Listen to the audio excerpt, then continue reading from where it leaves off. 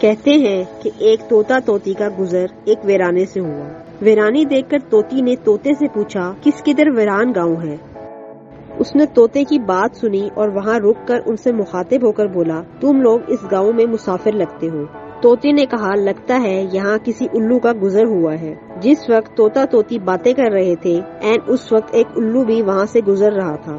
آج رات تم لوگ میرے مہمان بن جاؤ، میرے ساتھ کھانا کھاؤ۔ الو کی محبت بھری دعوت سے طوطے کا جوڑا انکار نہ کر سکا اور انہوں نے الو کی دعوت قبول کر لی۔ کھانا کھا کر جب انہوں نے رخصت ہونے کی اجازت چاہی تو الو نے طوطی کا ہاتھ پکڑ لیا اور کہا، تم کہاں جا رہی ہو؟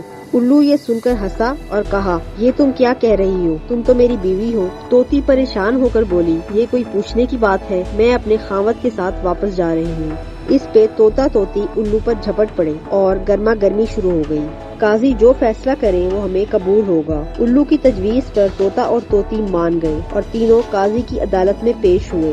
دونوں میں جب بحث و تکرار زیادہ بڑھی تو الو نے طوطے کے سامنے ایک تجویز پیش کرتے ہوئے کہا، ایسا کرتے ہیں ہم تینوں عدالت چلتے ہیں اور اپنا مقدمہ قاضی کے سامنے پیش کرتے ہیں۔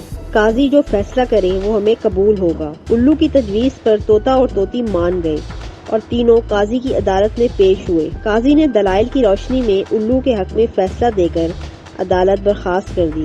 طوطا اس بے انصافی پر روتا ہوا چل دیا تو الو نے اسے آواز دی، بھائی اکیلے کہاں جاتے ہو؟ اپنی بیوی کو تو ساتھ لیتے جاؤ۔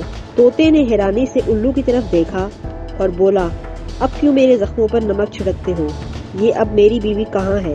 عدالت نے تو اسے تمہاری بیوی قرار دے دیا ہے۔ الو نے طوطے کی بات سن کر نرمی سے بولا، نہیں دوست، طوطی میری نہیں تمہاری بیوی ہے۔